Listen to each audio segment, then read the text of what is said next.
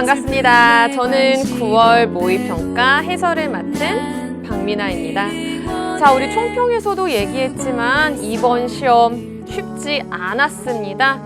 간혹 어떤 친구들은 역대급 난이도라고도 표현을 했어요. 선생님 총평에서는 그 이유에 대해서 한번 쭉 언급을 해줬었고요. 이제는 본격적으로 1번 해설부터 출발해 보도록 하겠습니다.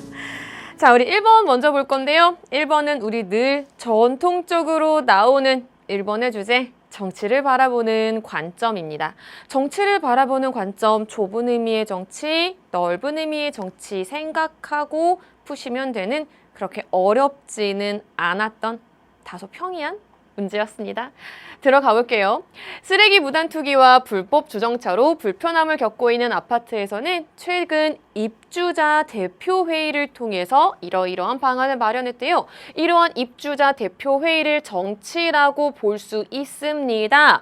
라고 보는 갑은요. 정치는 모든 사회 집단에서 발생하는 과정이다 라고 보기 때문에 넓은 의미의 정치에 들어가겠죠. 반면에 을은요. 입주자 대표회의는 정치가 아닌 것 같습니다. 왜냐하면 정치는요. 정치 권력을 획득, 유지, 행사하는 국가 고유의 활동이기 때문입니다. 라고 얘기하고 있기 때문에 을은 좁은 의미의 정치에 대한 설명입니다. 이제부터 1번 들어가 볼게요. 국가 형성 이전의 정치 현상을 갑의 관점은 설명할 수 있죠. 왜요? 갑의 관점은 넓은 의미의 정치죠. 넓은 의미의 정치는 반드시 국가를 전제로 합니까? 반드시 국가의 존재를 전제로 하는 게 아니기 때문에 국가가 형성되기 이전의 정치 현상도 설명할 수 있죠. 그래서 1번은 잘못된 설명이 됩니다. 2번 들어가도록 하겠습니다. 시민단체나 이익집단 내에서 의사를 형성하는 것을 정치로 을의 관점에선 보지 않겠죠? 왜요?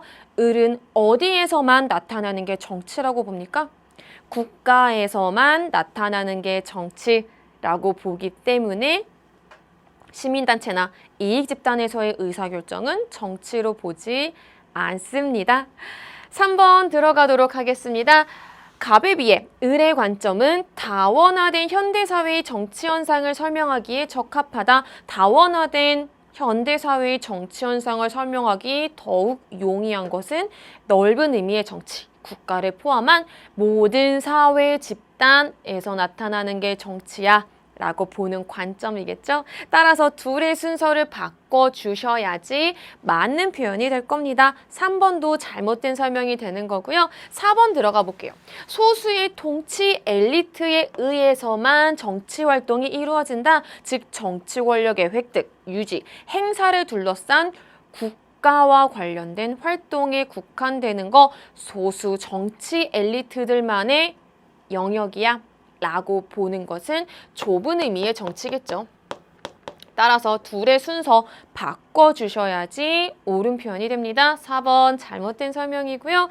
5번 들어가도록 하겠습니다. 대통령이 정책을 결정하는 것. 국가와 관련된 일입니다. 넓은 의미의 정치에서 모든 사회 집단에는 요거 꼭 기억해 주셔야 되죠. 국가를 포함한 모든 사회 집단입니다. 그렇기 때문에 넓은 의미의 정치에서도 국가가 하는 일을 정치라고 보고 좁은 의미의 정치에서는 당연히 국가에서만 나타나는 게 정치야 라고 보기 때문에 국가와 관련된 일, 대통령이 정책을 결정하는 것 둘 다 모두 정치라고 보겠죠. 그래서 정답은 몇 번이 됩니까? 1번의 옳은 설명, 5번이 됩니다. 자, 이제 2번 들어가도록 하겠습니다. 2번은 정당 제도 유형과 관련된 문제네요. 단서 조항을 빨리 보니까 양당제, 다당제와 관련되어 있는 설명입니다. 그럼 우린 뭐 해야 돼요? 양당제, 다당제 얼른 나눠주셔야겠죠? 정치적 책임 소재가 명확하다. 정치적 책임 소재가 명확한 것은 양당제에 해당하는 대표적인 설명이겠죠. 따라서 A는 양당제, 그렇다면 B는 다당제가 됩니다. 들어가도록 하겠습니다. 다양한 민의를 국정에 반영하기 용이한 것은 다당제입니다. 왜? 의회 내에서 다양한 의회에 진출한 정당의 수가 많다라는 걸 의미하는 거죠. 다시, 의회에 진출한 정당의 수가 많을수록 다양한 민의를 국정에 반영하기 용이하기 때문에 다당제에 해당하는 설명입니다. 그래서 양당제보다는 다당제에서 라고 표현하고 있는 기억, 옳은 설명이 됩니다. 니은 들어가도록 하겠습니다. 국가 정책을 강력하게 추진하기에 용이한 것은 의회 내에 다수당이 존재하는 양당제에 해당하는 설명이겠죠? 따라서 다당제보다 양당제에서는 니은 옳은 설명이 됩니다. 디귿 들어가도록 하겠습니다. 가에는 의원 내각제에서 단독 정부가 구성된다가 들어갈 수 있다라고 되어 있는데요. 자, 그렇다면 정부 형태 중에 의원 내각제와 연결시켜 보도록 하겠습니다. A에 해당하는 양당제야. 그런데 의원 내각제 정부야. 그 말은 의회 내에서 다수당이 존재한다라는 거네. 과반 이상 의석을 차지한 정당이 있다라고 하는 것은 결국에 단독 내각이 단독 정부가 구성될 가능성이 높다라는 걸 의미하는 거겠죠. 자, 이번에는 B입니다. 다당제야. 그리고 의원 내각제야. 이 뜻은 의회 내에서 다수당이 없다라는 거예요. 즉 과반 의석을 차지한 정당이 없다라고 할 때에는 연립정부, 연립내각이 구성될 가능성이 높은 거죠. 이해되셨나요? 따라서 의원내각제에서 단독 정부가 구성되죠. 양당제에서는. 따라서 디귿은 잘못된 설명이 됩니다. 리을 들어가도록 하겠습니다. 리을이요? 요 선지 오랜만에 나온 선지입니다. 굉장히 예전에 나왔었던 선지인데요. 여러분 양당제와 다당제를 묶어서 더 큰 카테고리로 무엇으로 묶을 수 있습니까? 바로 복수정당제가 되겠죠. 복수정당제는요, 민주주의 원리에 부합하는 정당제도입니다. 그럼 한번 넣어볼게요. 민주주의 원리에 부합하는 정당제도이다 라고 하는 설명에 모두 예라고 대답을 해야 되는 거죠. 근데 한쪽은 아니오라고 대답하잖아요. 그렇다면은 가에는 요 내용이 들어갈 수 없는 거겠죠. 따라서 정답은 기억, 니은에 해당하는 1번이 됩니다. 자, 이제 3번 문제 넘어가도록 하겠습니다. 3번 문제는요, 우리 발문 보니까 법치주의 유형되어 있습니다. 형식적 법치주의, 실질적 법치주의 떠올리시면 되는 거였죠? 문제 풀어보도록 하겠습니다. 법치주의는 법의 지배이다. 그러나 A는 입법자에 의한 기본권 침해 가능성을 인식하지 못해 합법적 독재를 정당화하는 논리로 악용되었다. A는 형식적 법치주의가 되겠죠. 이에 대한 반성으로 적법한 절차를 거쳐 제정된 법률이라 할지라도 내용과 목적이 정당해야 된다라고 하는 실질적 법치주의가 등장했습니다. 기억 먼저 보도록 하겠습니다. 법률에 근거하지 않은 국가 권력 행사도 정당하다라고 본다. A는 잘못된 설명이죠. 정확하게 표현하면요. A와 B 모두 국가 권력 행사가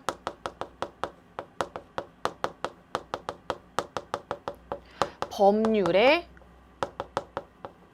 근거해야 한다라고 봅니다. 왜요? 형식적 법치주의건 실질적 법치주의건 어쨌거나 법치주의잖아요. 법치주의. 국가 권력 행사의 근거가 법률에 근거해야 된다라고 보기 때문에 기억은 잘못된 설명이 됩니다. 니은 들어가도록 하겠습니다. 실질적 법치주의는 통치의 형식적 합법성과 함께 실질적 정당성도 함께 강조하는 거죠. 니은. 옳은 설명이 됩니다. 디귿 들어가도록 하겠습니다. 자, 우선 선생님이 이렇게 먼저 설명을 할게요. 저항권의 행사 여부와 법치주의 유형을 구분하는 것이 사실은 둘이 딱 맞아떨어지는 기준은 아닙니다. 이게 무슨 설명이냐면요. 저항권을 행사할 수 있는지 없는지를 가지고 형식적 법치주의인지 실질적 법치주의인지를 딱 나눌 수는 없습니다. 그리고 두 번째 설명해 드릴게요. 그럼에도 불구하고 우리가 좀 유추하고 추론하고 여기에 보이지 않은 내용까지 한번 끌어내 본다면요. B와 달리라고 되어 있습니다. B는 실질적 법치주의죠. 실질적 법치주의에서는요. 위헌법률 심사제도 있습니다. 법률의 목적과 내용이 인간의 존엄성 등과 같이 헌법에서 추구하는 목적과 가치에 어긋나는 경우 그 법률의 효력을 인정하지 않는 태도를 보이고 있죠. 따라서 이게 저항권 행사라고 딱 볼 수는 없어요.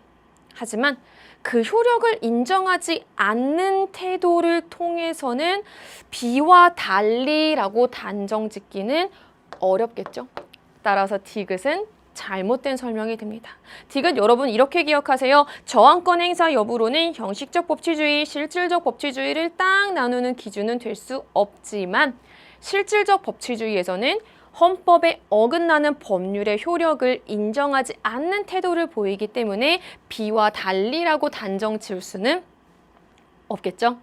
따라서 디귿 잘못된 설명이 되는 거고요. 리을 들어가도록 하겠습니다. 리을 자주 나왔던 선지입니다. 모두 국민의 기본권을 제한할 때에는 법적 근거가 있어야 한다라고 보기 때문에 리을도 옳은 설명이 됩니다. 따라서 정답은요. 니은, 리을에 해당하는 4번이 됩니다. 자, 이제 4번 문제 들어가도록 하겠습니다. 4번 문제는요. 전형적인 정부 형태에 대한 설명이네요. 대통령제, 의원내각제인데 정말 나오던 중 평이했습니다. 물론 우리는 뒤에 어떤 문제들이 기다리고 있는지 알고 있죠. 여기까지는 평이했어요. 살펴볼게요. 각국의 정부 형태는 입법부와 행정부가 엄격히 분리되어 있대요. 자, 선생님이랑 수업 같이 진행해왔던 친구들 알 겁니다. 입법부와 행정부가 분리. 둘이 구름다리가 없다. 서로 별도의 선거를 통해 구성된다. 오케이. 각국의 정부 형태는 대통령제. 반면 을국의 정부 형태는 입법부와 행정부의 권력에 융합되어 있다. 둘이 구름다리로 연결되어 있다. 을국의 정부 형태는 의원 내각제입니다. 들어가도록 하겠습니다. 행정부는 의회에 대해서 정치적 책임을 진다. 의회에 대해서 정치적 책임을 진다. 정말 쉽게 표현하면은 나를 뽑아준 사람들에 대해서 내가 나를 뽑아준 사람들에 대해서 책임지는 거죠. 행정부가 의회에 대해서 정치적 책임을 지는 정부 형태는 의원 내각제겠죠. 따라서 갑국에 해당하는 설명 아닙니다. 2번 들어가도록 하겠습니다. 을국에서 행정부는 의회를 해산할 수 있는 권한을 갖는다. 행정부가 의회를 해산할 수 있는 권한은 의원 내각제에서의 견제수단 중에 하나겠죠. 따라서 을국에 해당하는 설명 맞습니다. 정답은 2번이고요. 3번 들어가도록 하겠습니다. 행정부 수반과 국가 원수가 동일인인 것은 대통령제에 대한 설명이죠. 따라서 갑국과 달리 의원 내각제에서는 잘못된 설명이죠. 3번 잘못된 표현입니다. 4번 들어가도록 하겠습니다. 행정부가 법률안 제출권을 갖는다. 자, 법률안 제출권은요. 원래는 입법부의 권한인데 이걸 행정부가 건너와서 한다. 둘이 구름다리로 연결되어 있는 의원 내각제에서 나타날 수 있는 모습이겠죠. 따라서 의원 내각제에 대한 설명이기 때문에 을국과 달리 갑국에서 잘못된 표현이죠. 4번 잘못된 설명이고요. 5번 들어가도록 하겠습니다. 갑국과 을국 모두에서 행정부 수반의 임기는 보장된다라고 되어 있습니다. 자, 행정부 수반의 임기는요. 의원 내각제에 비해서 둘을 비교했을 때 대통령제에서 더 행정부 수반의 임기가 보장되는 편입니다. 둘을 비교했을 때 행정부 수반의 임기가 대통령제에서 더 쉽게 그 임기가 보장되는 편이죠. 왜요? 라고 묻는다면 의원 내각제에서는요. 행정부 수반의 임기가 대통령제에 비해서 덜 보장되는 이유가 바로 내각 불신임이라는 견제 수단 때문이겠죠. 따라서 갑국과 을국 모두에서 행정부 수반의 임기가 보장된다라고 보기는 어렵습니다. 따라서 4번에 옳은 것은 정답 2번이 됩니다.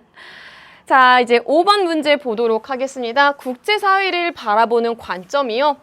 이게 늘 그런 건 아니지만 지금까지 기출경영을 쭉 살펴봤을 때 뒷부분에 많이 배정이 되어 있었는데 앞면에 나왔었네요. 한번 볼게요. 국제사회를 바라보는 관점, 현실주의 관점, 자유주의 관점 떠올려 주셔야 되는 거죠. 국제사회는 무정부 상태이며 자국의 안보를 위해서는 군사력을 강화하거나 동맹을 맺는 것이 필요하다라고 보는 관점은 현실주의 관점입니다. 반면에 나는요.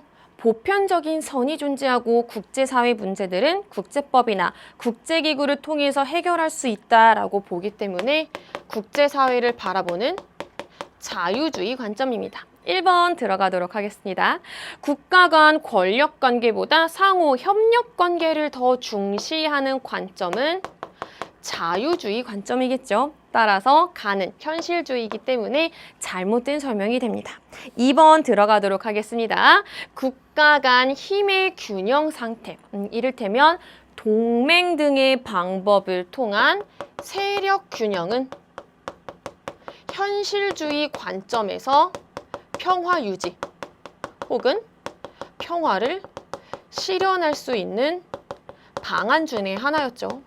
따라서 힘의 균형 상태에서는요, 전쟁 발발 가능성이 오히려 낮다라고 봅니다. 2번은 잘못된 설명이 되는 거고요. 3번 들어가도록 하겠습니다. 국제사회는 힘의 논리보다 이성과 제도의 영향력이 크다. 즉, 계몽주의를 그 사상적 배경으로 하고 있는 자유주의에 대한 설명이겠죠. 나는 자유주의에 대한 설명이기 때문에 3번 옳은 설명이 돼서 5번의 정답은 3번이 됩니다. 4번도 볼게요. 국제사회에서 국가는 자국의 이익을 최우선으로 추구한다라고 본다. 자, 여기 선생님이 조금 강조할 내용이 있는데요. 연계교재였던 수능 완성에서도 강조되어서 나왔던 부분입니다. 이렇게 한번 적어볼게요. 국가가 자국의 이익을 우선시하는 것. 국제관계에서, 국제사회에서 국가가 자국의 이익을 먼저 생각하는 것은 현실주의 관점일까요? 자유주의 관점일까요? 자국의 이익을 가장 먼저, 일단 우선시해서 생각하는 것은 자유주의 관점과 현실주의 관점 모두에 해당하는 설명입니다. 그런데 차이점은요. 현실주의 관점의 경우에서는요. 국가는 자국의 이익을 그 어떤 것보다 다른 것은 고려하지 않고 자국의 이익만 무조건 원픽으로 최우선적으로 고려하는 겁니다.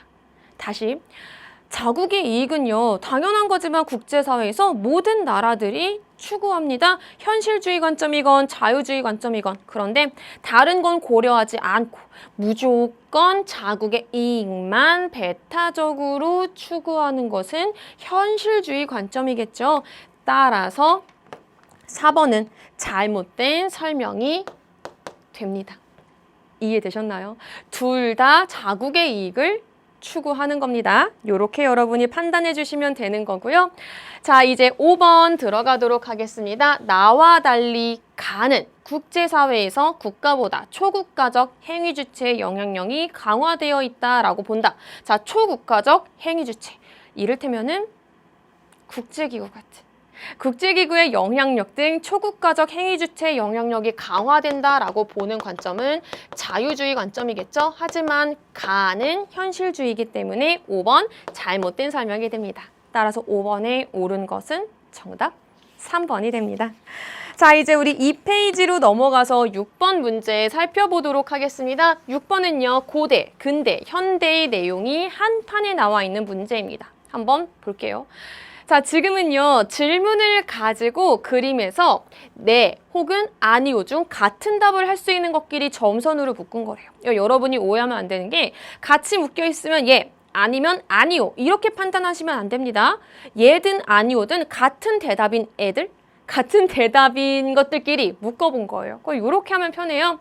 보통선거 원칙이 확립되었는가? 고대, 근대, 현대 적어보시고요. 보통선거 원칙이 확립되었어 라고 볼 수 있는 건 어디뿐입니까? 현대뿐이겠죠. 고대랑 근대에서는 아니요 라고 대답을 하겠죠. 따라서 혼자서 네 라고 대답하는 C가 현대의 민주정치가 됩니다. 질문 2도 같은 방식으로 해볼게요. 주권이 국민에게 있다라는 원리, 국민주권주의를 기초로 하는가? 네, 기초로 해요 라고 보는 곳은 근대와 현대겠죠. 반면에 고대는 아니요 라고 대답하겠죠. 따라서 고대 아테네 민주정치만 혼자 아니요 라고 대답을 하기 때문에 A는 고대 아테네의 민주정치, C는 우리가 옆에서 풀었던 것처럼 현대의 민주정치, B가 근대의 민주정치가 됩니다. 이렇게 특정 지어놓고 들어가도록 하겠습니다. 근대 시민혁명을 통해서 형성되고 발전된 것은 근대의 민주정치겠죠? 따라서 1번 잘못된 설명이 됩니다. 2번 들어가도록 하겠습니다. 근대 민주정치에서부터는요. 입헌주의 원리에 근거한 민주주의를 지향했겠죠. 군주라 할지라도 헌법에 입각한 정치를 해야 된다라고 하는 입헌주의 원리에 근거한 민주주의를 지향했다. 어디에서? 근대 민주정치에서 2번이 옳은 설명이 됩니다. 3번 들어가 보도록 하겠습니다. 자, 여기다 체크해 볼게요. 대의기구를 통해서 국가정책이 결정된다. 즉, 대의제, 의회민주제, 간접민주제가 정착되고 확산된 것은 근대민주정치와 현대민주정치 모두겠죠. 따라서 C와 달리라는 표현이 아니라 B와 C 모두에 해당하는 설명입니다. 3번 잘못된 설명이고요. 4번 들어가도록 하겠습니다. 자, 4번이 좀 어려웠을 텐데 그 전에 여러분 단서 조항 보세요. 고대 아테네의 민주정치, 근대 민주정치, 현대 민주정치입니다. 민주정치는요 모두 치자와 피치자의 동일성을 추구합니다. 민주정치 의미가 뭔데요? 소수의 지배가 아니라 다수의 지배를 의미하는 거죠. 시대별로 모습이 달랐던 것뿐이고요. 이해되셨어요? 어쨌거나 민주정치는 치자와 피치자의 일치를 추구하기 때문에 A와 C 모두라고 표현을 해주셔야 됩니다. 4번 잘못된 설명이고요. 5번 들어가도록 하겠습니다. A에서는 고대 민주정치, 고대 아테네 민주정치, 직접 민주정치였습니다. 하지만 그럼에도 불구하고 모든 사회 구성원이 정치에 참여할 수 있었던 건 아니었죠. 모든 사회 구성원이 아니라 자유민인 성인 남성만을 의미했습니다. 이를테면 노예라든지 여성은 그 참여에서 배제되었죠. 따라서 6번의 정답은 옳은 것 2번이 됩니다. 자, 이제 7번 문제 넘어가 보도록 하겠습니다. 자, 7번 문제가요. 선거 결과 분석 문제였습니다. 선거 결과 분석 문제가 세상에 7번에 나왔어요. 여러분 약간 당황했을지도 몰라요. 우리가 풀었을 땐 이 친구 약간 뒤쪽에 있어야 되는데 벌써 등장했네 라고 당황했겠지만 당황하지 말고 풀면요. 정말 어렵지 않은 문제였습니다. 지금까지의 선거 결과 분석, 전통적인 문제에 비해서는 다소 여러분이 어렵지 않게 푸실 수 있었어요. 약간 최근에 막 얘기가 나오는 연동형 비례대표제라는 내용과 관련되어 있는 건데요. 한번 살펴보겠습니다. 그 연동형 비례대표제가 뭔지 모르더라도 풀 수 있었던 문제였어요. 전형적인 정부 형태를 지닌 갑국과 을국의 의회 전체 의석수는 300석으로 지역대표 200명과 200명은 지역대표 그리고 100명은 비례대표로 구성된대요. 모두 하나의 선거구에서 선출되는 지역대표 수의 같고 그 말은요. 선거구별로 한 명이면 한 명씩 2명이면 2명씩 동일하다라는 의미입니다. 각 정당은 선거구별로 한 명의 후보자만 공천한대요. 즉 유권자가 표를 딱 받아보았을 때 A 정당의 후보자 1명, 비정당의 후보자 1명, C 1명, D 1명 이런 식으로 구성된다라는 의미입니다. 유권자는 지역대표 선출을 위해 후보자에게 하나, 비례대표 선출을 위해 정당에 한 표 행사한대요. 오케이, 1인 2표제 하는구나 라는 것까지 뽑아냈습니다. 갑국의 선거제도는요, 병립형으로 정당이 얻은 지역대표 의석수와 정당 득표율에 따라 배분된 비례대표 의석수를 합쳐 정당별 총 의석수가 확정된대요. 선생님 이거 무슨 말이에요? 이거 진짜 쉬운 거예요. 여러분이 알고 있는 그겁니다. 한번 여기다 적어볼게요. 비례대표 의석수를 먼저 구해야겠죠? 그러고 나서 전체 의석수를 구할 겁니다. 문제에 나와 있는 거 그대로 해보시면 됩니다. 비례대표 의석수, 정당이 얻은 정당 득표율에 따라 비례대표 의석이 배분된대요. 즉 비례대표 의석 100석이 정당 득표율에 따라 배분된다라고 하는 것은 100석 중에 40%인 40석이 100석 중에 30%인 30석, 20석, 10석 이렇게 배분된다라는 의미겠죠. 그렇다면은 전체 의석수는 어떻게 결정이 될까요? 전체 의석수는 비례대표 의석수와 지역대표 의석수를 합쳐서 확정된다. 총 의석수는 둘을 합쳐서 160, 80, 40, 20 요거예요. 하나도 안 어렵죠. 진짜 안 어려워요. 자, 이제 두 번째 살펴보도록 할게요. 두 번째도 여러분 순서대로 해보세요. 일국의 선거제도는 연동형으로 의회 전체 의석 몇 개? 300석이에요. 의회 전체 의석 300석을 정당 득표율에 비례해서 정당별 총 의석으로 할당하고 내가 여기까지 끊었어. 다시. 의회 전체 의석 300석을 정당 득표율에 비례해서 정당별 총 의석으로 할당한대. 아, 이번에는 거꾸로예요. 비례대표 의석수를 먼저 구하는 게 아니라 총 의석수를 먼저 구할 수 있는 거예요. 이해됐어요? 일단 총 의석수를 먼저 구하는 겁니다. 이게 여러분이 조심해야 되는 게 아까는 비례대표 의석 100석을 각 득표율에 비례해서 나누어 준 거였으면 이번에는 총 의회 전체 의석을 정당 득표율에 비례하는 거예요. 총 몇 석? 300석. 300석이 40%이기 때문에 120석. 300의 30% 90석. 300의 20% 60석. 300의 10% 30석. 이렇게 총 의석수가 결정됐어요. 거꾸로 가는 겁니다. 각 정당별 비례대표 의석은 이제 여기 구해야 되는 거죠. 할당된 총 의석수에서 여기에서 지역대표 의석수를 뺀 만큼 배정된다. 아, 총 의석수 먼저 구했어. 비례대표 의석수는 여기에서 지역대표 의석수를 빼면 된대. 아, 굉장히 쉽네. 그러면 15석, 40석, 30석, 15석 이렇게 구성되겠죠. 이해됐어요? 자, 정리할게요. 갑국 어떻게 구한 거냐면요. 비례대표 의석수 구했어요. 그 다음 둘을 더해서 전체 총 의석수가 나온 겁니다. 두 번째 방법 어떻게 한 거예요? 여기도 총이라고 쓰자. 두 번째는 어떻게 한 거예요? 거꾸로 한 거예요. 총 의석수를 먼저 구했어요. 그 다음에 지역대표 의석수를 빼서 비례대표 의석수를 구한 겁니다. 이해되셨죠? 자, 지금 보면은 참고로 A, B, C, D 가나다라 정당 득표율의 숫자는 동일하게 나오지만 결과는 다르게 나오죠. 하나씩 해보도록 하겠습니다. 갑국에서 지역 대표를 선출하는 선거구는 200개이다. 이거 많은 친구들이 의외로 되게 쉽게 결정했다. 아, 왠지 지역 대표 의석수 200개예요. 그러니까 선거구 수도 200개일 것 같아요. 그냥요. 막 이렇게 계산해. 그냥 왠지 소선거구제일 것 같거든요. 그러니까 왠지 그냥 200개일 것 같아요 라고 해서 1번을 옳은 설명으로 했어요. 1번 옳은 설명 맞아요. 근데 이렇게 생각하면 조금 위험할 수 있어요. 자, 선생님이 한번 천천히 얘기해 볼게요. 이걸 생각하는 방식은요. 한번 가정해 봅시다. 만약에 중대선거구제라면 자, 지금 문제에 나와 있었던 조건들이 뭐였냐면요. 모든 선거구에서 선출하는 각 선거구마다 선출하는 의원 수는 같고 정말 중요했던 거. 각 정당마다 한 명씩을 공천한다라고 가정을 했어요. 자, 선생님도 가정해볼게. 만약에 중대선거구제라면 그래서 이렇게 가정해 볼게. 만약에 하나의 선거구에서 2명의 대표를 선출하는 구조라고 가정을 한번 해볼게요. 거꾸로 들어가는 거야. 전체 지역구 대표 의석수 200석이죠.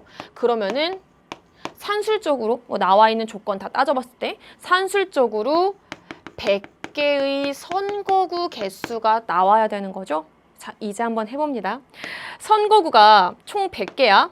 물론 이건 100개를 내가 다 못 그려. 선거구가 100개야. 진짜 이제부터 완전 극단적으로 생각해 볼게. 모든 선거구에서는 한 정당당 다 한 명씩만 공천해. 근데 모든 선거구에서 결국 몇 등까지 당선되는 구조예요? 2명의 대표를 선출하는 거니까 쉽게 설명하면 2등까지 당선되는 구조죠. 여기까지 이해됐어요? 자, 그런데 이 2등이 어디랑 어디에서만 나왔다라고 가정할 거냐면은 A당과 B당에서만 나왔다라고 한번 가정을 해볼게. 여기까지 이해됐어? 다시 중대선거구제야. 하나의 선거구에서 2명씩 나와. 그런데 2등까지 당선되는 거야. 그런데 A와 B가 다 2등 안에 다 들어갔다 칠게. 모든 선거구에서. C랑 D는 끼지도 못하고 모든 선거구에서 A랑 B가 다 2등 안에 들어갔다라고 가정을 해볼게요. 각 정당은 다 한 명씩만 공천해. 그럼 결국에 200석 중에서 이렇게 C랑 D는 못 끼고 A와 B가 다 1등과 2등을 차지했다라고 하면은 산술적으로 A당은 100석, B당은 100석을 차지할 수 있겠죠. 여기까지 이해되셨어요? 가장 중요한 조건은 뭐였냐면요. 모든 정당은 한 명씩만 공천하는 거예요. 그러니까 A당에서 한 명, B당에서 한 명, 딱 둘 되죠. 둘만 2등까지 들어간다면. 그럼 산술적으로 A당은 최대 100석, B당은 최대 100석까지 가져갈 수 있는 겁니다. A당은요, 100석을 넘어갈 수 없어요. 왜? 한 정당에선 한 명만 공천하니까. 그 뜻은 지역 대표에서 지역 대표 의석률이 최대 50%까지 된다라는 의미겠죠.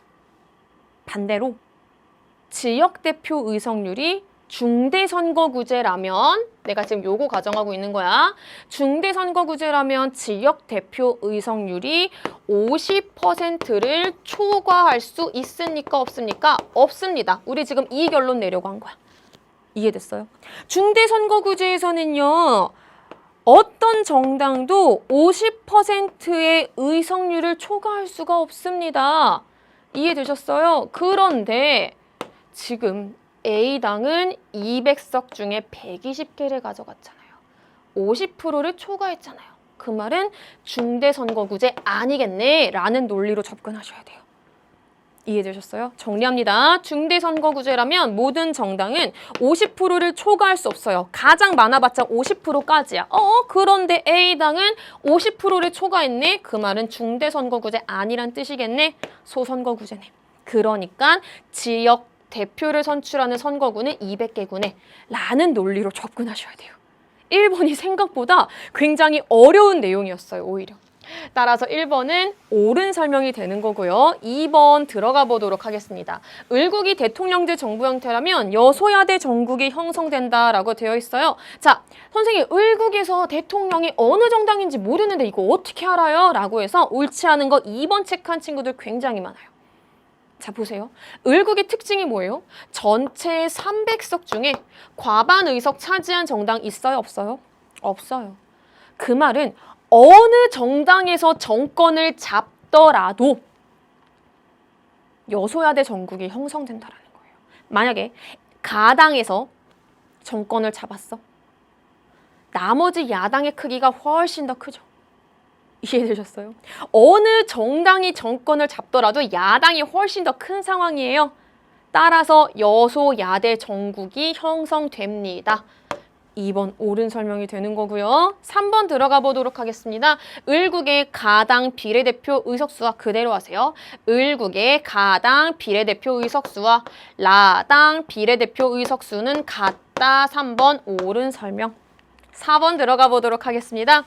갑국의 최근 선거 결과에 을국의 선거제도를 적용하면은 어떻게 썼죠? 총 의석수 먼저 구하는 거였죠? 총 의석수를 먼저 구하면은 거꾸로 가는 거였죠. 이해되셨어요? 다시. 갑국의 최근 선거 결과에 을국의 선거제도를 적용하는 거예요. B당과 C당만 해보면 되겠죠? 지금 문제 B랑 C만 물어보고 있으니까. 자, B당 먼저 천천히 해볼게요. 30%예요. 그럼 300석 중에 30% 전체 90석 가져갑니다. C당은요. 20석 전체 60석 가져갑니다. 비례대표 의석은요. 지역대표 의석수 빼면 되는 거죠. 90에서 50 빼면 40, 60에서 20 빼면 40. B당의 비례대표 의석수와 C당의 비례대표 의석수 같네. 4번이 잘못된 설명입니다. 되셨죠? 5번 들어가 보도록 하겠습니다. 을국의 최근 선거 결과에 갑국의 제도를 적용하면 갑국의 제도는 비례대표 의석 먼저 구하는 거였습니다. 밑에다가 그대로 한번 적어볼게요. 비례대표 의석 먼저 구하면은 100석 중에 40%니까 40석, 30석, 20석, 10개 가져가는 거였죠. 105에다가 40 더하면 145. 50에 30, 80, 30에 20, 50, 15에 10, 25입니다. 자, 지금 가당은요. 원래 처음에 원래 을국 그대로 선거 결과보다 갑국의 제도를 도입하는 경우에는 의석률이 더 올라가겠죠. 반면에 나머지는 의석률이 낮아지게 되죠. 따라서 라당과 달리 가당의 의회 의석률은 높아질 것이다. 5번. 옳은 설명이 됩니다. 따라서 7번의 정답은 옳지 않은 것. 정답 4번이 됩니다.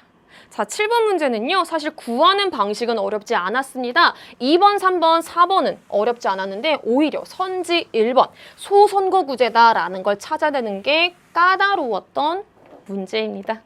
자, 이제 숨을 고르고 8번 문제 넘어가 보도록 하겠습니다. 정치참여집단 ABC에 대한 설명으로 옳은 것은 어렵지 않죠? 자, A와 B는 모두 다 공익을 추구한대요. 그런데 B와 C는 정치적 책임을 지지 않는데요. 오케이. 그럼 A는 공익을 추구하는데 정치적 책임을 지는 거네요. A는 정당. B는 정치적 책임 지지 않는데 공익을 추구하는 시민단체. C는 이익집단이 됩니다. 들어가 보도록 하겠습니다. A는 정권 획득을 목표로 여기까지는 맞아요. 정치적 중립성을 추구한다고요? 정당은 정치적 중립성을 추구하지 않죠. 오히려 정치적 이해관계를 같이 해야 하는 사람들이 자발적으로 정권 획득을 위해 모인 집단이죠. 따라서 1번 잘못된 설명이 됩니다. 2번 들어갈게요. B는 정치 과정에서 산출 기능을 담당한다라고 되어 있는데요. 정치 과정에서 A, B, C 모두 투입 기능을 담당하는 거죠. 국민들의 의견을 집약하고 표출하는 기능. 따라서 2번 잘못된 설명이 되는 거고요. 3번입니다. 정부와 의회를 매개하는 역할은 정당인 A에서 하는 역할이겠죠? 3번 잘못된 설명. 4번입니다. 4번은 육모에서도 기출됐던 선지입니다. 대의제의 한계를 B와 C 모두 보완한다. 4번이 그대로 옳은 설명이 됩니다. 5번 들어가도록 하겠습니다. 정치, 사회화 기능을 수행한다. A, B, C 모두에 해당하는 설명이죠. 따라서 8번에 옳은 것은 정답 4번이 됩니다. 어렵지 않았던 문제였습니다. 9번 들어가도록 하겠습니다. 9번도 여러분이 느끼기에 제시문 자체가 조금 어려웠겠지만 답을 찾는 데는요. 오히려 제시문을 좀 분석하면 금방 나올 수 있었던 문제들이었습니다. 들어갈게요. 갑은 중과실에 의한 교통사고로 을에게 중상해를 입혔다. 을은 갑을 고소했다. 검사는 이 세무특례법 조항에 따라서 갑에 대해서 불기소 처분을 했다. 불기소 처분을 했다라는 거는 재판 열려 안 열려? 그 이후에 공판 절차, 형사재판 안 열리는 거죠. 이에 을은 해당 처분의 근거가 된 법률 조항, 세무특례법 조항이죠. 불기소 처분의 근거니까 이 법률 조항이 평등권을 침해했을 뿐만 아니라 형사재판 절차에서 자신의 피해에 대해서 의견을 진술할 기회를 보장받을 수 있는 청구권도 침해했다라고 주장하면서 헌법 소원 심판을 청구했습니다. 여기까지 한번 정리해 볼게요. 자, 지금 을이 주장한 을이 청구한 헌법소원 심판은요, 우리 헌법소원 심판의 종류 중에 권리구제형입니까? 위헌심사형입니까? 많은 친구들이 여기서 낚였어요. 아, 법률과 관련되어 있구나. 위헌심사형이네. 라고 했지만 지금 요 헌법소원 심판은 권리구제형 헌법소원이었습니다. 왜요? 자, 위헌심사형 헌법소원 한번 생각해 보세요. 언제 하는 거예요? 법률이 헌법에 위배되는지 여부가 재판의 전제가 되었을 때 하나 더 붙죠. 국민이 위헌법률 심판의 제청의 신청을 법원에 했으나 법원에 의해서 그 신청이 기각된 경우 국민이 헌법재판소에 직접 청구할 수 있는 게 위헌심사형 헌법소원이었는데 지금 이 재심문과는 관계되어 있지 않죠. 재심문은 검사의 불기소 처분의 근거가 된 이 법률 조항에 대해서 하는 거잖아요. 이해해 주셨어요? 따라서 위헌심사형 헌법소원 아니고요. 권리구제형 헌법소원에 해당하는 설명입니다. 들어가도록 할게요. 자, 우선 우리 기억 먼저 보도록 하겠습니다. 을은 검사의 불기소 처분을 대상으로 하는 게 아니죠. 불기소 처분의 근거가 된 이 세모세모 특례법을 대상으로 해서 헌법소원 심판을 청구한 거죠. 기억 잘못된 설명입니다. 니은 들어가도록 할게요. 을이 헌법소원 심판을 청구하기 위해서는 이게 재판의 전제가 되어야 한다? 아니죠. 왜요? 권리구제형 헌법소원이기 때문에 관계되어 있지 않습니다. 디귿입니다. A인 청구권은 국민이 국가에 대해서 적극적으로 특정한 행위를 청구할 수 있는, 요구할 수 있는 수단적 성격의 기본권이다. 디귿 옳은 설명이 되겠죠. 리을 들어가도록 하겠습니다. 헌법재판소 뭐라고 얘기했는데요? 아, 그래. 이 교통사고의 신속한 처리 또는 전과자 양산 방지라는 입법 목적을 위해서 피해자의 사익이 현저히 무시됐구나. 즉, 공익과 침해받는 사익 혹은 입법 목적과 침해받는 사익 사이에 둘이 적정한 비례관계를 이루고 있지 않고 침해받는 사익이 너무 크다. 이 사익에 대해서는 우리가 좀 무시한 게 아니냐라고 얘기하고 있습니다. 따라서 비례관계를 유지하고 있지 않다라고 판단한 거죠. 정답은 디귿, 리을에 해당하는 5번이 됩니다. 9번 문제는요. 여러분이 요 헌법소원 심판이 권리구제형이다 라는 것만 찾아내시면은 어렵지는 않았던 문제였습니다. 자, 10번 문제 들어가 보도록 하겠습니다. 10번은요. 국제법의 법원에 해당하는 설명이네요. 한 사람만 빼고 옳게 말한 상황이에요. 답은요. 국가 간 체결하는 법적 구속력을 지닌 명시적인 합의입니다. 두 가지를 통해서 일단 유추할 수 있죠. 법적 구속력을 지녔대. 근데 명시적 합의래. 그리고 우리나라에서는 헌법에 의해서 체결, 공포되면 국내법과 같은 효력을 가진대. 라는 걸 통해서 A는 조약이라는 거 알 수 있겠죠? 문명국들이 공통적으로 승인하여 따르는 보편적인 법 원칙인 법의 일반 원칙과는 관련되어 있지 않은 설명입니다. 1번부터 해볼게요. 1번이 정답이에요. 선생님이 개념 강의할 때도 굉장히 강조한 겁니다. 조약의 체결 주체는요, 국가뿐만 아니라 국제기구도 가능합니다. 따라서 국제기구는 조약의 체결 주체가 될 수 있다. 1번이 정답입니다. 요거 반드시 몰랐던 친구들 개념의 빈틈이에요. 알고 가셔야 됩니다. 2번 보도록 하겠습니다. 2번은요, 굉장히 쉽게 여러분들이 지을 수 있는 선지예요. 왜? 요거 자체가 말이 안 돼. 국가를 초월한 입법기관. 아니, 국제사회의 특징이 강력한 힘을 가진 중앙정부가 없다라는 거잖아요. 근데 국가를 초월한 입법기관이 어디 있겠어, 세상에. 따라서 2번은 잘못된 설명이 되겠죠. 3번 들어가도록 하겠습니다. 전통적으로 조약과 관련해서 잘 나오는 선지예요. 조약에 대한 체결 비준권은 국회가 아니라 누구? 대통령에게 있는 거겠죠. 아, 선생님, 이게 체결 비준 나올 때 국회도 등장한 적 있었는데 그거였죠. 중요한 조약의 경우, 모든 조약은 아니고 중요한 조약의 경우에는 체결 비준에 대한 동의권을 국회가 갖는 거였죠. 따라서 3번 잘못된 설명이 되는 거고요. 4번 들어가도록 하겠습니다. 조약은 포괄적 구속력을 가지는 게 아니라 체결 당사자만 원칙적으로 구속하는 거였죠. 4번 잘못된 설명이 된 거고요. 5번 들어가도록 하겠습니다.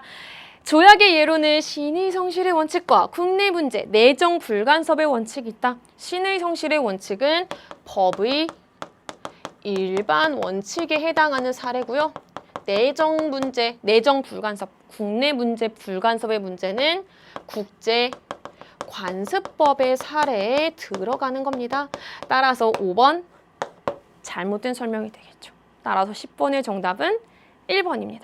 여러분이 10번 문제에서 반드시 기억하셔야 될 거, 조약은 국가뿐만 아니라 국제기구도 체결 주체가 될 수 있다 라는 것까지 기억을 해주시면 됩니다.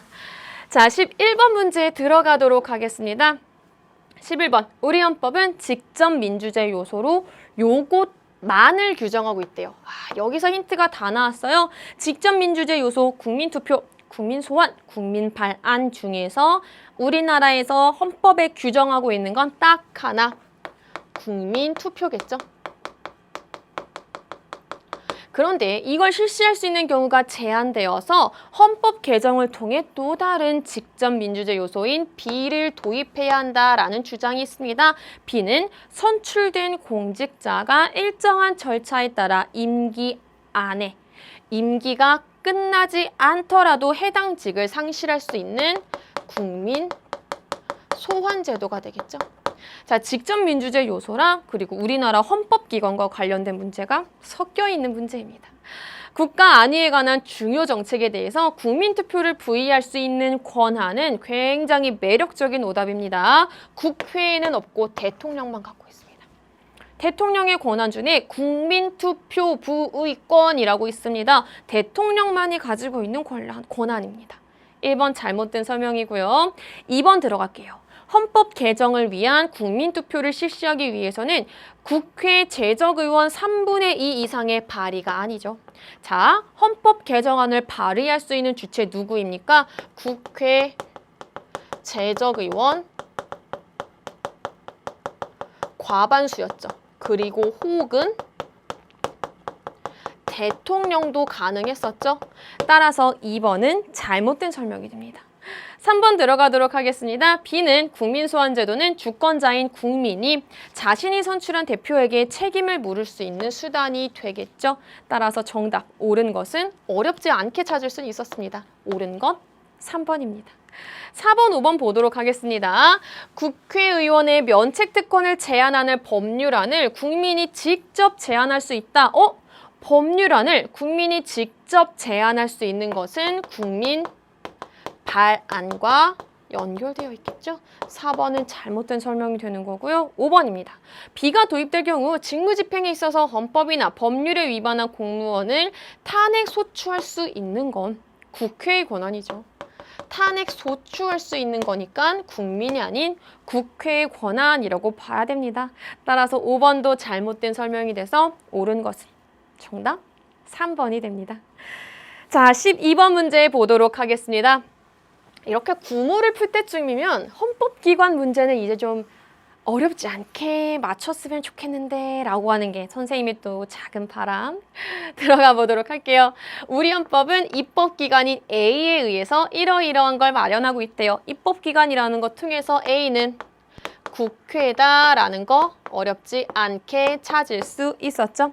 자, 이제 나머지 찾아볼게요. 의결된 법률안이 헌법을 위반하거나 기본권을 침해할 우려가 있을 때 B가 일정 기간 내에 제의를 요구할 수 있대요. 즉 법률안 거부권.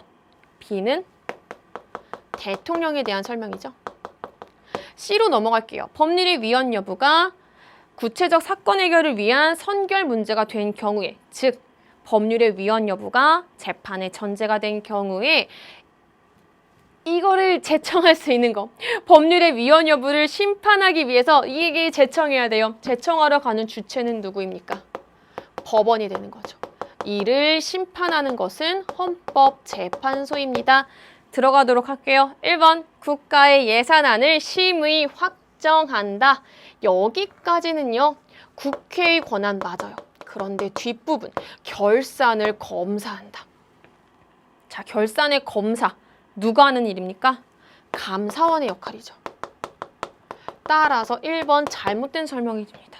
우리 예산과 관련해서도 이렇게 지문 하나로 반드시 나올 수 있기 때문에 반드시 꼭 알아두시기 바랍니다. 1번 잘못된 설명이고요. 2번입니다. 자, 2번은 의외로 쉬웠어요. 잘 봐. 행정부의 최고 심의 기관 국무회의예요. 국무회의의 모든 구성원은 국회의 구성원, 즉 국회의원의 지위를 동시에 가질 수 있다. 이거 말이 안 되는 게 국무회의의 모든 구성원이래. 국무회의의 구성원에는 의장 누구? 대통령도 포함돼. 대통령이 국회의원의 지위를 동시에 가질 수 있다고? 이게 무슨 뜻이야? 말이 안 되죠. 2번 잘못된 설명입니다.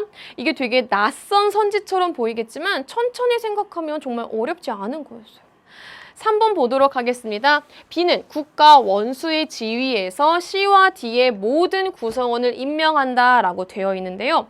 자, 일단은 앞에 건 차지하더라도 뒤에 거 한번 여기가 외워야 되는 내용이거든요. C와 D의 모든 구성원을 임명한대. 자, 법원의 모든 구성원 이렇게 나눠볼 수 있습니다. 우리 교육과정상 대법원장 그리고 대법관 대법관이 아닌 일반 법관으로 나눌 수가 있습니다. 그리고 D의 구성원은요. 헌법재판소 재판관이겠죠. 자, 누가 임명하는지 하나씩 나눠보도록 하겠습니다. 제일 첫 번째, 대법원장. 국회 동의를 얻어서 대통령이 임명합니다. 대법관, 대통령이 임명합니다. 일반 법관은요. 대법원장이 임명합니다. 그리고 헌법재판소 재판관은 대통령이 임명하는 거죠. 따라서 이 부분이 이제 좀 외울 때가 된 거겠죠. C와 D의 모든 구성원을 임명한다 라고 보기 어렵습니다. 3번 잘못된 설명이 되는 거고요. 4번 들어가도록 하겠습니다. 대통령은 사면, 감형 등을 명할 수 있는 권한을 행사할 수 있죠. 이를 통해서 누구를 견제하는 겁니까? 헌법재판소가 아니라 법원을 견제하는 거겠죠. 따라서 4번 잘못된 설명이 되고요. 자, 우리 4번은요. 이렇게 선지로 구성됐지만 육모에서도 견제 권한과 관련된 거 나왔습니다. 우리 연계교재인 수능 완성에서도요. 어느 국가기관이 어느 국가기관을 어떻게 어떤 방식으로 견제하는지가 굉장히 중요한 문제로 나와 있습니다. 이 견제 방향, 견제 수단 꼭 기억을 해주시고요. 자, 5번 들어가도록 할게요. 자, 지금 A가 헌법상 의무가 있는 사항에 관해서 입법을 하지 않았어요. 자, 헌법상 입법 의무가 있는데 그거를 하지 않았다라고 하는 거는 공권력을 행사하지 않은 공권력의 불행사에 들어가겠죠. 공권력의 행사 또는 불행사로 인해서 기본권을 침해당한 국민은 무엇을 할 수 있습니까?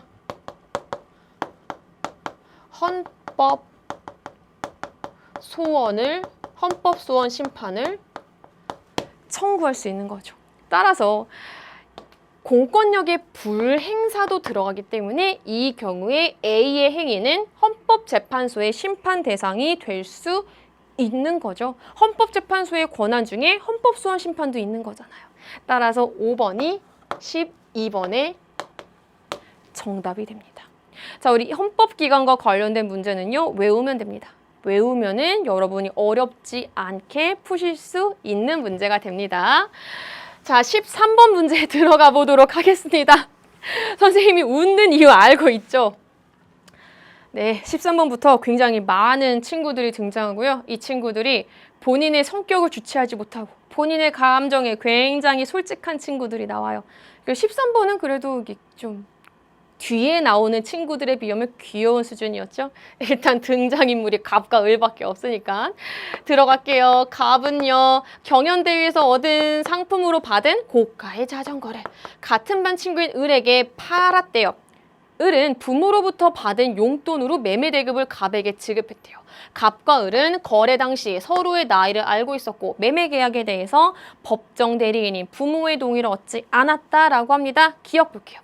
갑의 부모는 매매 계약을 취소할 수 있을까요? 없을까요? 갑은요, 고가의 자전거를 팔았어요. 이것도 법률 행위죠. 고가의 자전거를 팔았는데 법률 행위할 때 부모 동의 얻지 않았어. 미성년자가 부모의 동의를 얻지 않고 법률 행위를 했어? 이것은 취소할 수 있는 행위죠. 누가 취소할 수 있어? 미성년자 본인 혹은 법정 대리인인 부모가. 따라서 갑의 부모는 매매 계약을 취소할 수 있죠. 이렇게 법적 사고력으로 생각하는 문제였어요. 기억 잘못된 설명. 니은입니다. 을의 부모는 매매 계약을 취소할 수 없어요. 정답이에요. 자, 그 근거 한번 찾아보세요. 여기에요. 을은 부모로부터 받은 용돈으로 매매 대금을 갑에게 지급했어요. 지금 을이 한 행동은요. 처분을 허락한 용돈의 처분 행위예요.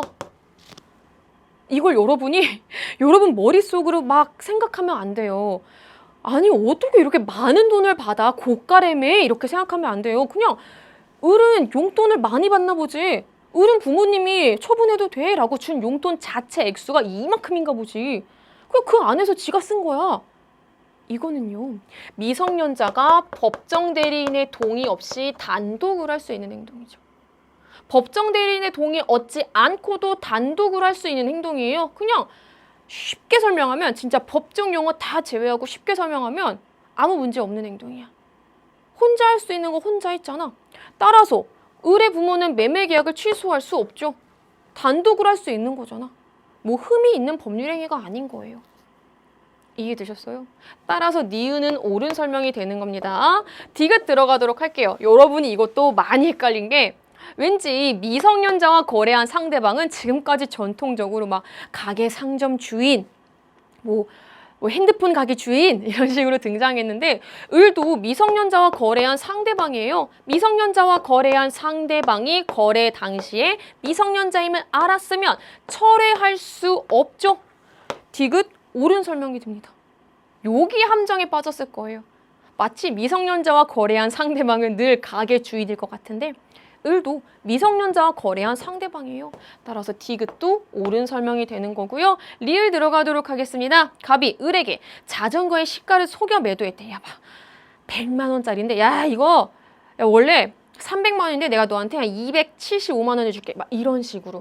원래는 100만 원인데. 뭐 이렇게 시가를 속여 매도했다라고 하면은 사기 혹은 뭐 속임수에 의한 거겠죠. 사기라든지 속임수에 의한 행동은요. 이러한 계약은 무효가 아니라 취소 가능한 경우겠죠. 여러분이 무효와 취소의 차이점, 어느 경우에 무효이고 어느 경우에 취소 가능한 행위인지를 나눠서 알아주셔야 되는 문제였습니다. 따라서 리을은 잘못된 설명이 돼서 13번의 정답은 니은, 디귿에 해당하는 3번이 됩니다. 자, 14번 문제 들어가도록 할게요. 우린 알죠? 왜 또 웃음이 나오는지. 자, 진짜 새우 알레르기에서 시작한 사건이 방화로 끝나는 대환장 파티. 그냥 이 문제 풀 때 선생님 총평 때 뭐라고 했죠?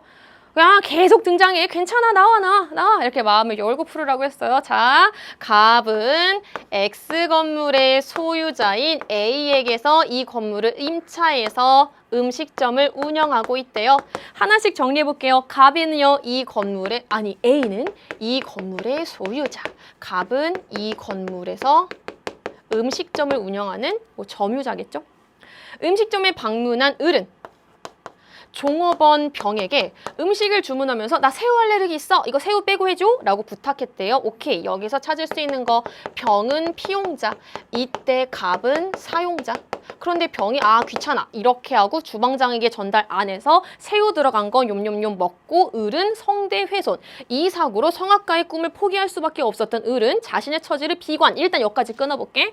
지금 여기까지 있던 상황은요. 결국 병의 행동으로 인해서 을에게 손해가 발생한 상황이죠. 자, 그래서 을은요 아직 안 끝났어.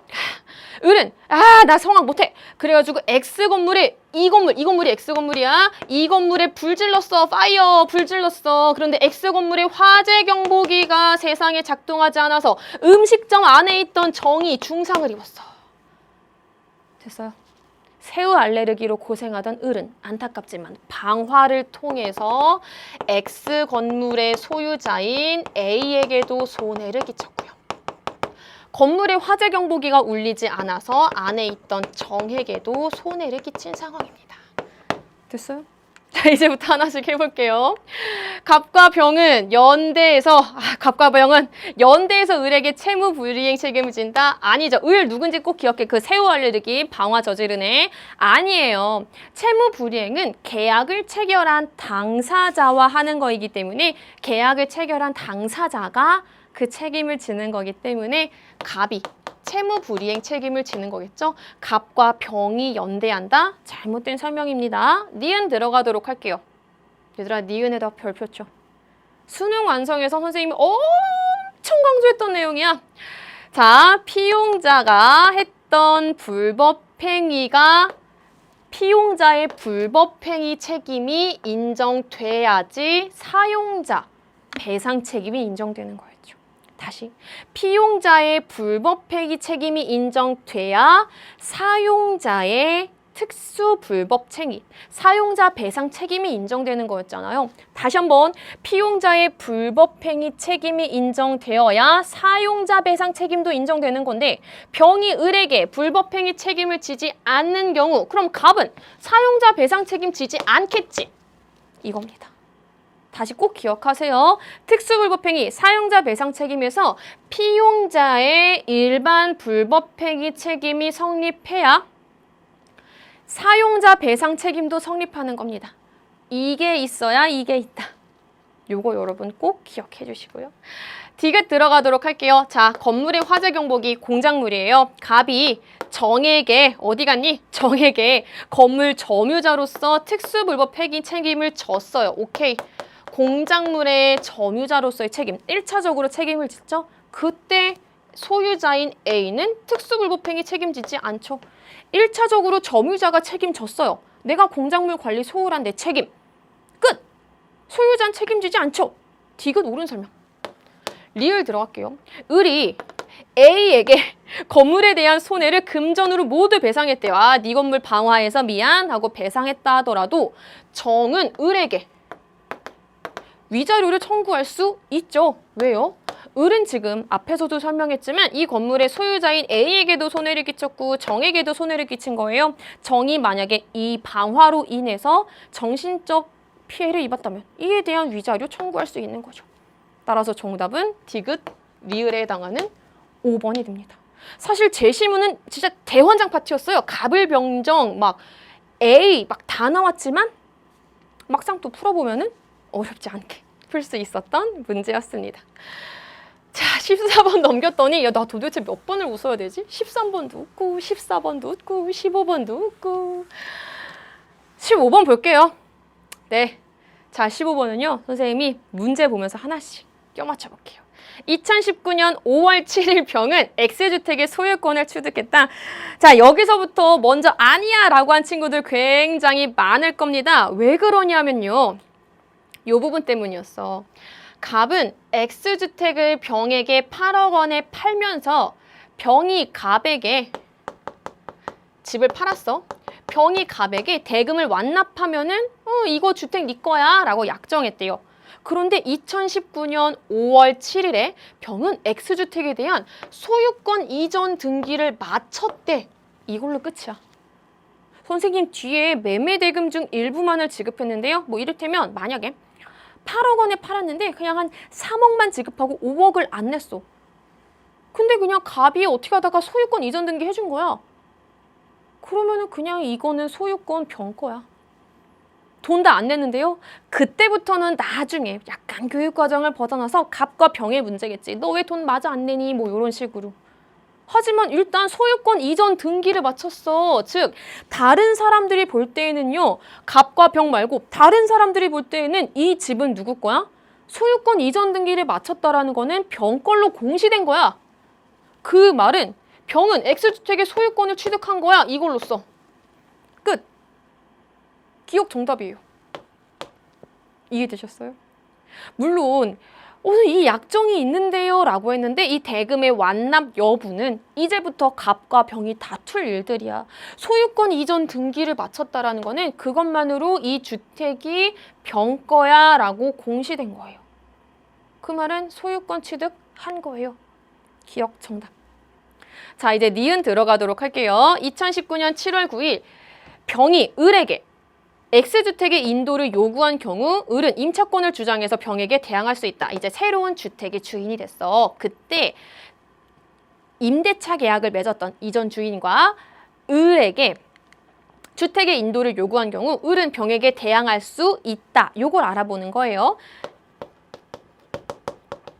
2019년 7월 9일 이전에 이미 2018년 3월 15일에 주택 인도 받았고 4월 16일에 전입신고하면서 임대차 계약서에 확정일자까지 받은 상황이죠. 어쨌거나 2019년 7월 9일 이전에 첫 번째로 이 이전에 대항력의 요건 갖추고 있죠. 그 다음에 두 번째로 우리가 알아봐야 됐고 2018년 3월 5일에 임대차 기간을 1년으로 약정했지만 우리 알고 있습니다. 임대차 기간을 1년으로 정하더라도 최대 2년을 거주함을 주장할 수 있다라고 하는 거. 따라서 두 가지 경우 모두 다 충족하기 때문에 병이 을에게 X주택의 인도를 요구한 경우 을은 임차권을 주장하여 병에게 대항할 수 있는 거죠. 어떤 논리로?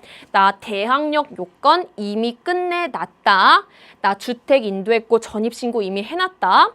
그리고 1년을 계약기간으로 했지만 나 2년까지 주장할 수 있거든. 이라는 논리로 병에게 대항할 수 있죠. 정답 1번이에요.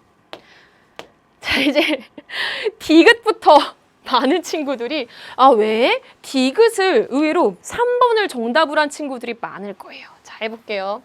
저당권 설정했어요. 누가? A가. 저당권자 A예요. 언제예요? 2018년 4월 16일에 저당권자 A. 저당권 설정되어 있네요. 문제 잘 읽어보니까 천천히 할게. 2018년 4월 16일에 이미 그 전이었죠. 인도는 이미 한 3월 15일에 받았고 4월 16일에 전입신고했고 이때 확정일자를 받았대. 자, 지금 우리 디귿과 관련되어 있는 상황은요. 우선 변제권과 관련되어 있는 문제죠. 을의 입장에서는 우선 변제권의 요건이 뭡니까? 대항력의 요건을 갖추고 확정일자를 받으면 우선 변제권이 생기는 거죠. 여기까지 됐어요. 자, 그런데 대항력은 언제 생겼어요? 요 질문 대답 잘해야 돼. 대항력의 요건은 인도와 전입신고예요. 4월 16일에 전입신고 끝났지. 선생님 개념 강의할 때 정말 많이 강조했었고 기출에도 살짝 언급되었었어요. 4월 16일에 전입신고를 끝냈으면은 요거 꼭 기억하자. 이제 다음 날 0시부터 대항력의 효력이 발생하는 겁니다. 자, 그럼 물어봅니다. 4월 16일에는 전입신고는 했어요. 하지만 대항력의 힘이 뿜뿜 뿜어져 나옵니까? 아닙니다. 다음 날 0시부터 대항력의 힘이 뿜뿜 뿜어져 나옵니다. 그 말은 대항력의 요건을 갖춘 거는 4월 17일 0시부터입니다. 확정일자야 그 전날 받았으니까 즉 우선 변제권은 언제부터 뿜뿜 뿜어낸다라고 생각하시면 됩니까? 4월 17일부터입니다. 이해되셨어요? 따라서 동순이 아니에요. A가 먼저 4월 16일에 저당권 설정하고 2018년 4월 17일에 우선 변제권이 을에게 생긴 거기 때문에 A와 동순이 아니고 A 다음에 을의 순서입니다. 이해되셨어요? 요것 때문이었어요. 대항력은 다음날, 이 요건을 갖추고 다음날 0시부터 대항력의 효력이 뿜뿜 발생한다라고 하는 거. 요 부분 때문에 디귿이 잘못된 설명이 되는 거고요. 리을은 어렵지 않았죠. X주택에 대한 매각 대금에서 등기부 을구 순서대로 채권액이 변제되는 거기 때문에 A, B 순서죠. B가 A보다 우선되지 않습니다. 리을 잘못된 설명이어서 15번의 정답은 1번입니다. 자, 15번 여러분이 어려웠던 이유 뭐라고요? 대항력의 효력이 뿜뿜 언제 생기는지 대항력의 요건을 갖춘 다음 날입니다. 따라서 요거 기억하시고 여러분이 한번 다시 풀어보시길 바랍니다. 16번 문제 보도록 하겠습니다. 또 웃었다 내가. 또 나온다. 갑도 나오고 을도 나오고 병도 나오고 A도 나오고 B도 나온다. 갑과 을은 이혼하면서 두 자녀 A와 B를 모두에게 A와 B 모두에 대한 양육권은 갑이, 친권은 을이 가지도록 한다. 미성년 자녀에 대한 권리는 을이 가도록 한다. 갑은 병과 재혼했다. 병은 A를 친양자로 입양했다. 얘들아 여기서 하나 짚고 넘어가자. 친양자로 입양했다라는 것은 A와 을의 관계는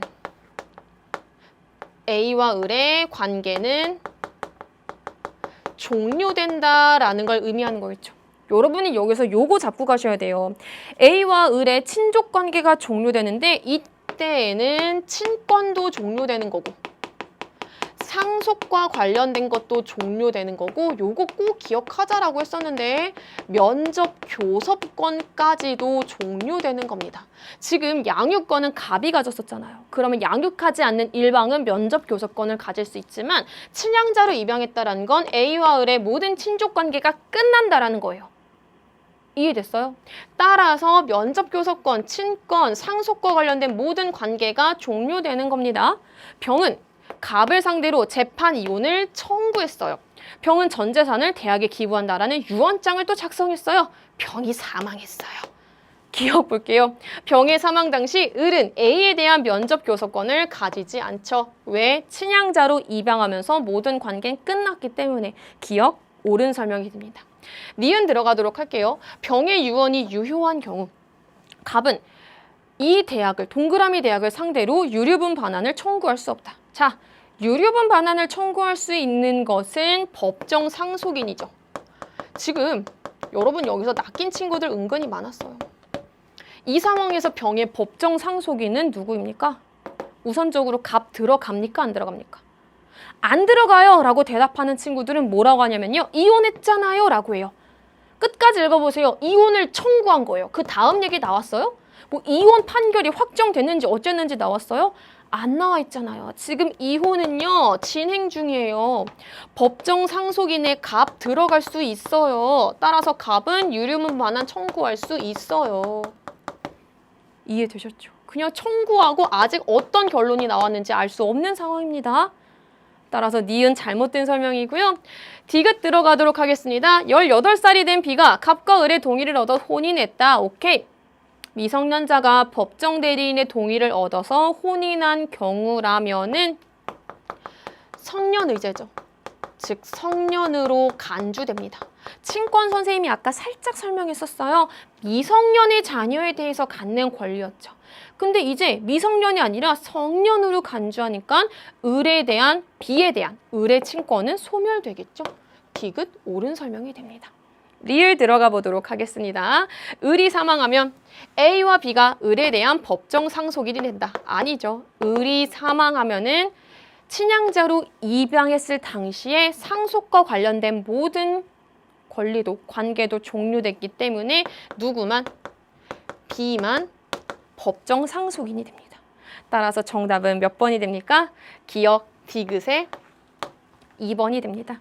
16번은요. 여기 친양자 입양과 관련된 결과들, 이 부분을 여러분이 알아두셨어야 되는 문제입니다. 자, 17번 문제 들어가 보도록 하겠습니다. 17번은 ABC 범죄 성립 여부와 관련된 문제였는데요. 어렵지는 않았습니다. 하나씩 따져볼게요. A는 법률에서 정해놓은 일정한 행위래요. 범죄로 정해놓은 일정한 행위, 구성 요건 해당성이겠죠. B로 들어가도록 하겠습니다. 전체 법질서의 관점에서 봤을 때 부정적이라는 가치 판단, 위법성입니다. 마지막 C는 행위자에 대해서 가해지는 비난 가능성, 책임과 관련된 문제입니다. 들어가 볼게요. 경찰관이 적법한 절차에 따라 현행범을 체포했대요. 현행범 체포한 행위는 정당 행위. 정당 행위는 A에는 해당하지만 위법성이 조각되는 거였죠. 따라서 A에 해당하지 않아 잘못된 설명이 됩니다. 2번 들어가도록 할게요. 이거 되게 매력적인 오답으로 체크한 친구들 혹시나 있을까? 위법성이 조각되는 거죠. 위법성 조각 사유로 무죄 선고를 받은 자에게도 치료 감호 처분은 가능하다? 아니죠. 자, 요렇게 한번 정리해 봅니다. 치료 감호 처분은요, 심신장애에 의해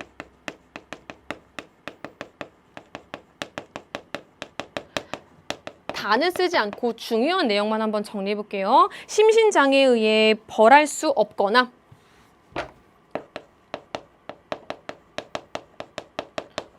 혹은 형이 감경되는 자에 대해서 심신장애에 의해서 벌할 수 없거나 형이 감경되는 심신장애자가 금고 이상의 죄를 저지른 경우예요. 즉 얘들아 포인트는 여기야. 심신장애에 의해서 벌할 수 없거나 사물을 변별할 능력이 없어서 심신상실로 인해서 무죄 선고를 받은 경우예요. 즉 책임이 조각되는 경우겠죠. 심신상실로 인해서 무죄 선고를 받은 자에게는 치료 감호 처분은 가능합니다. 이거는 기출 듣기도 했고 선생님이 늘 개념 강의에서 강조했던 내용이기도 하고요. 이해되셨어요? 따라서 2번은 잘못된 설명이에요. 2번을 더 쉽게 해보세요. 위법성 조각 사유에서 무죄 선고를 받은 자한테 치료 감호 처분이 가능하다고? 뭐 이를테면 긴급 피난, 위법성 조각 사유잖아. 긴급 피난한 사람한테 치료 감호 처분 가능하다고? 말이 안 되잖아. 따라서 2번은 잘못된 설명이 됩니다. 3번 들어가 보도록 하겠습니다. 저항할 수 없는 폭력에 의해 강요된 절도 행위를 하였다면 강요된 행위, 책임 조각 사유가 되는 거죠. C가 인정되지 않아 범죄로 성립하지 않는 겁니다. 4번 들어갈게요. 심신장애로 인해 사물을 변별할 능력이 없는 자라도 방화를 하였다면 책임이 조각되는 거겠죠. 따라서 C가 인정되지 않는 겁니다. 책임 조각 사유가 돼서 범죄로 성립하지 않습니다. 마지막 5번 보겠습니다. 사회상규에 위배되지 않는 행위, 정당 행위에 들어가는 거죠. 정당 행위를 했다면 A에 해당하더라도 위법성이 조각되어 범죄로 성립하지 않는 거죠. 따라서 정답은 17번에 5번에 듭니다. 여러분은 17번에서 치료 감호의 대상 다시 한번 정리해 주시고요. 범죄 성립은 A, B, C 순서로 이루어진다라는 것도 한번 정리를 해두시길 바랍니다. 자, 이제 18번 문제 들어가 보도록 하겠습니다. 18번은 형사 절차와 관련된 거였는데 까다롭진 않았습니다. 해볼게요. 수사가 시작됐어요. 수사 단계에서 상해와 관련된 물건을 압수수색하려면 영장 필요해요. 이거 오랜만에 정말 전통적인 선지 나왔다. 영장은 누구의 신청? 검사의 신청에 의해서. 누가 발부해? 법관이 발부해. 따라서 1번 잘못된 설명이 되는 거죠. 선생님, 영장은요 구속할 때만 아니에요? 육모 기출이기도 하죠. 압수, 수색, 구속 모두 다 들어갑니다. 따라서 1번 잘못된 설명이고요. 2번 들어갈게요. 니은 단계는 구속 다음 단계예요. 구속 다음 단계에서 영장실질심사를 통해 구속 상태에서 벗어날 수 있다고요? 아니죠. 요거 한번 정리해 볼게요. 구속을 전후로 한번 나눠볼게요. 구속하기 전에 피의자를 직접 법관이 신문하는 제도. 피의자, 구속 전, 피의자 신문 제도죠. 다른 표현으로는 구속 영장 실질 심사라고도 합니다. 중요한 건 이건 뭐예요? 구속 전이에요. 구속된 이후라면요. 이 결과 구속됐어. 만약에 구속된 이후라면은 나의 구속의 필요성과 적합성을 심사해 주세요라고 구속적부 심사로 통해서 벗어날 수도 있는 거죠. 즉 영장실질심사는 구속 전 단계예요. 그래서 2번은 잘못된 설명이 되는 겁니다. 3번 들어가도록 할게요. 디귿 단계, 기소 이후에서야 국선 변호인 선임이 가능하다? 아니죠. 변호인의 조력을 받을 권리는 피의자뿐만이 아니라 피고인도 가능한 거니까 디귿 단계에 와야지만 가능하다? 잘못된 설명이 됩니다. 4번 들어가도록 하겠습니다. 니은 단계는 어느 단계예요? 전체 형사 절차에서는 수사 단계죠. 디귿은요, 형사 재판, 즉 공판 단계입니다. 진술 거부권은요, 수사 단계와 공판 단계 모두 있죠. 수사 단계에서 진술 거부권의 고지 의무, 당신은 이러이러한 권리가 있습니다 라고 고지할 의무는요, 쉽게 설명하면 수사권자가 갖고 있는 거죠. 수사권자는 누구입니까? 경찰이라든지 혹은 검사에 해당하는 내용이죠. 형사재판에서는 누가 이것을 고지합니까? 법관이겠죠. 따라서 둘의 고지 의무 주체는 동일하지 않죠. 4번이 정답이 됩니다. 5번 들어갈게요. 리을 단계에서 판결이 확정되었어요. 형의 집행은 누구의 지휘? 검사의 지휘에 의해서. 따라서 5번 잘못된 설명이 됩니다. 18번에 옳은 것은 정답 4번이 되겠죠. 내가 또 웃는다. 자, 19번입니다. 자, 19번은 정말 자신의 감정을 추스리지 못하는 친구들이 계속 등장해요. 끝날 것 같은데 계속 등장해요. 당황하지 말고 우리 다 받아주자. 갑은 을과 길을 걷던 중에 머리 위로 떨어지는 간판을 피하려다 같이 가던 병을 확 밀쳤대. 자, 여기까지 병에게 가벼운 상처를 입혔다. 1번 볼게요. 병에게 상처를 입힌 행위와 관련해서 갑과 달리 을에게는 선도조건부 기소유예 처분을 내릴 수 없다. 천천히 해볼게요. 지금 머리 위로 떨어지는 간판을 피하려다가 병을 민 거야. 이 행동은 긴급피난이죠. 긴급피난은 위법성 조각사유이기 때문에 범죄로 성립하지 않습니다. 따라서 갑과 을 모두 선도조건부 기소유예 처분을 내릴 수 없죠. 애초에 범죄로 성립하지 않으니까. 기소유예라는 게 뭔데요? 범죄도 성립했고 모든 게 다 증거도 있지만 정상 참작해서 기소를 미루는 거잖아. 하지만 이건 애초에 범죄로 성립하지 않는 거니까 갑과 을 모두에게 내릴 수 없는 거겠죠? 따라서 1번 잘못된 설명이 됩니다. 이제 2번 들어갈게. 그 다음 상황이에요. 이걸 몰랐던 병은 너무 화가 나서 자신의 감정을 추스리지 못하고 갑과 을을 때렸어. 자, 지금 일단 병을 미친 게 첫 번째 상황. 갑과 을을 때렸어. 그 결과 갑과 을 상처 났어. 안 갚으면 기회를 엿보고 있던 갑과 을은 병의 노트북을 훔쳤어. 오케이. 세 번째, 절도. 절도 행위와 관련해서 을과 달리 갑에게는 가정법원 소년부에 의해서 보호 처분이 부과될 수 있다. 정답은 2번이죠. 사실 정답을 찾는 건 어렵지 않았어요. 왜요? 천천히 해볼게요. 지금 갑은 몇 살이에요? 15살이에요. 15살이라는 건 형사 미성년자에 해당하지 않죠. 형벌 받을 수 있어요? 없어요? 때에 따라서 형벌 받을 수 있어요. 또는 소년법상 보호 처분도 받을 수 있죠. 하지만 은 몇 살이에요? 9살. 자, 우리 소년보호 사건의 대상은 몇 살부터? 10살부터 10살 미만이기 때문에 형벌에도 해당하지 않고 소년법상 보호 처분에도 해당하지 않습니다. 따라서 을과 달리 갑에게는 소년법상 보호 처분 내려질 수 있죠. 2번이 정답이 되는 겁니다. 정답 찾는 건 되게 쉬웠어요. 자, 이제 3번 한번 해볼게요. 절도 행위를 이유로 갑이 기소되었다면 형사법원은 형벌 외에도 소년법상 보호처분을 내릴 수 있다. 아닌 거 우리 알고 있습니다. 형벌과 소년법상 보호처분은 별개로 이루어지는 거죠. 또는의 관계입니다. 요거 혹은 요거죠. 3번 잘못된 설명. 4번입니다. 갑과 을에 대해서 상해 행위를 한 병에게 선도조건부 기소유예 처분이 내려졌다면 여기까지는 형사 절차와 관련되어 있는 거네요. 불법 행위로 인한 민사 책임은 면제된다? 아니죠. 뒷부분은 민사 절차와 관련되어 있는 거잖아요. 형사 절차와 민사 절차는 별도이기 때문에 기소유예 처분을 이유로 민사상 책임이 면제되는 건 아니죠. 따라서 4번 잘못된 설명이 됩니다. 그 다음 상황이에요. 우리 어디까지 했냐면은 얘네가 화나서 맞은 거 화나서 병 노트북 훔친 것까지 했어. 그 다음에 이걸 어디 갔어? 아, 얘가 정에게 갖다 팔았어. 정이 노트북 하는 거 우연히 보고 또 병은 참지 않기 하고 폭력을 행사했어. 세상에 좀 참지. 네 번째 상황. 폭력을 행사해서 자신의 노트북을 되찾은 병의 행위는 정당방위에 해당하지 않죠. 범죄로 성립할 수 있죠. 자, 이게 어떤 친구가 선생님한테 질문했어요. 시험 보고 나와서 선생님 이거 자구행위 안 됨? 자구행위? 물어봤거든. 자구행위.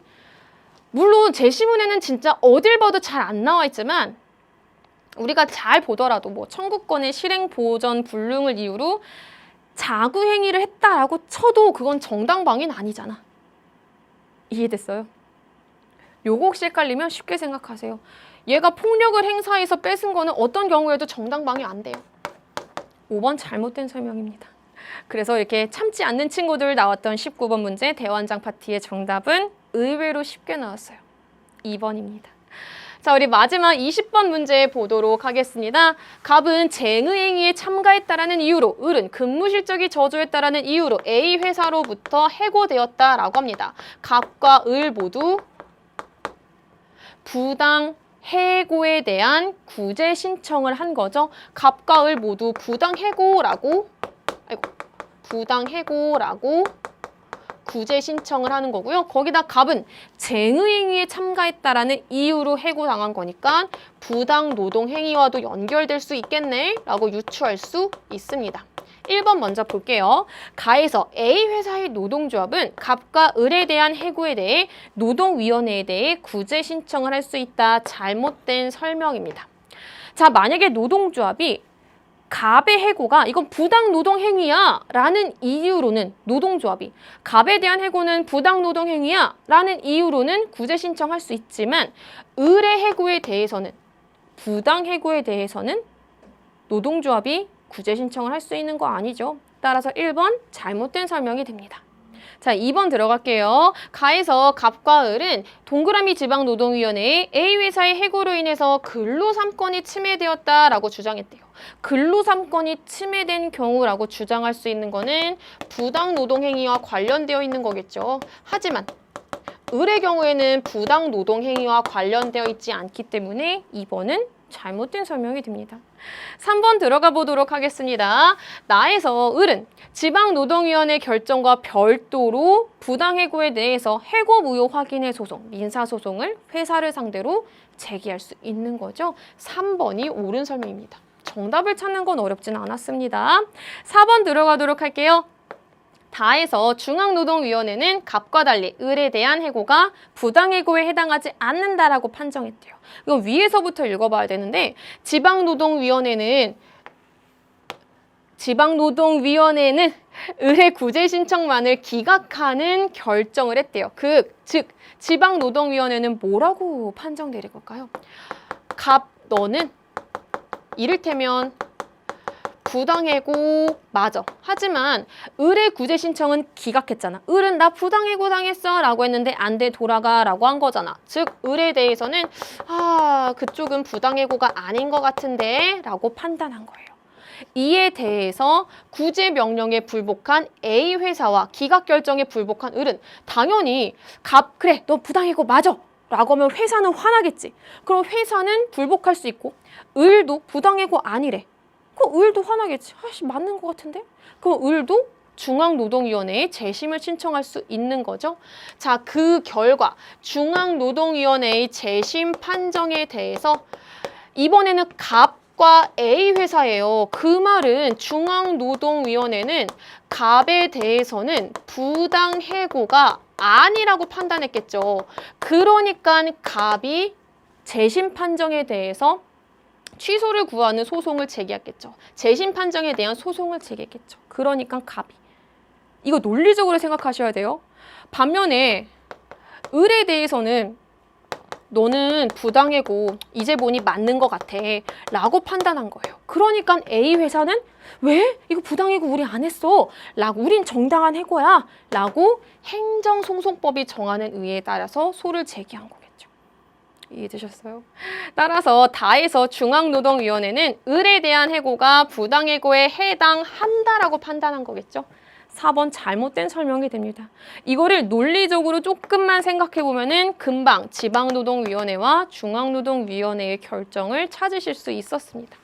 마지막 5번 볼게요. 다해서 A 회사는 중앙노동위원회 위원장을 상대로 갑에 대한 해고의 무효 확인을 하는 민사소송이 아니라 중앙노동위원회 위원장을 상대로 하는 거니까 행정소송이겠죠. 따라서 20번의 옳은 설명은 정답 3번이 됩니다.